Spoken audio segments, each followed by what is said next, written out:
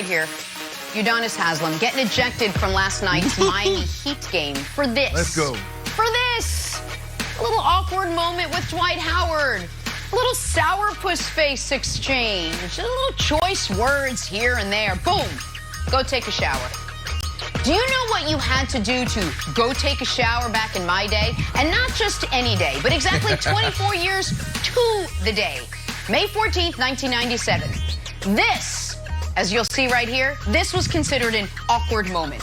P.J. Brown, Charlie Ward, Eastern Conference semis, Heat Knicks. Look at it.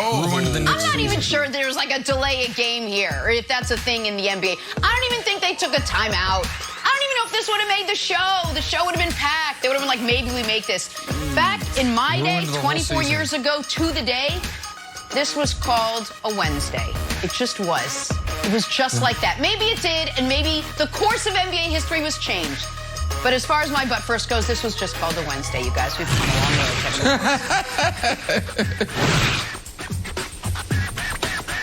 way. Big game for Giannis last night. 40 points, none bigger than this dunk in the fourth quarter. And look at Giannis. Has a big flex and a real intimidating move as they head towards the playoffs. He followed it up with what our producers are calling hilarious trolls himself. Agree to disagree.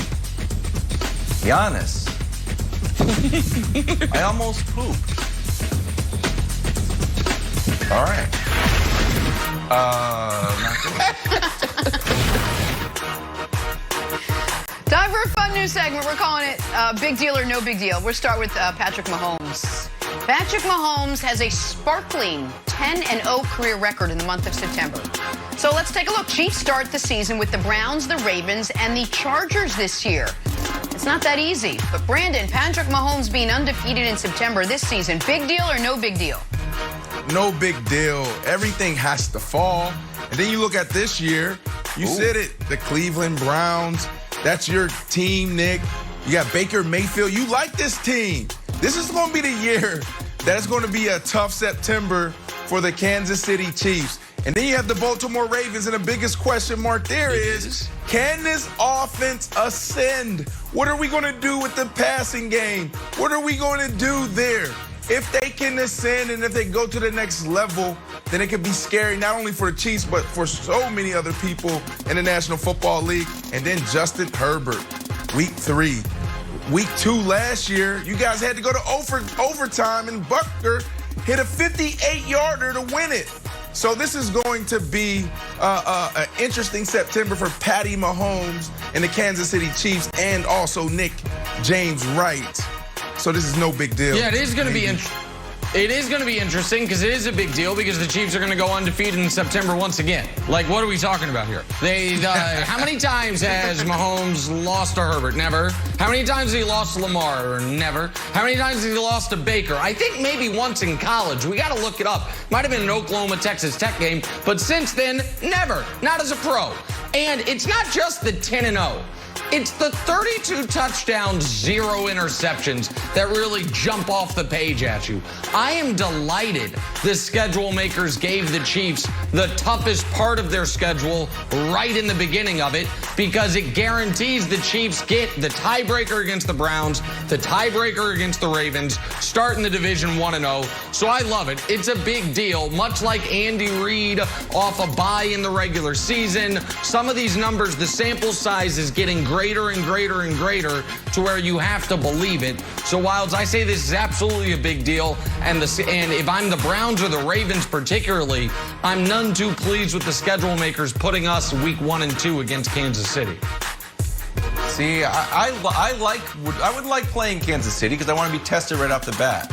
And here's what you guys need to do. If you're playing the Kansas City Chiefs, do what Todd Bowles did.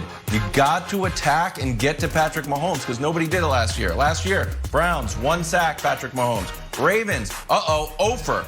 Chargers, just 1 sack. Week 17, Mahomes didn't play. So, guys, get to the quarterback. Clowney, hello, wake up, put on the Browns uniform, try to get to Patrick Mahomes. You guys can win the game.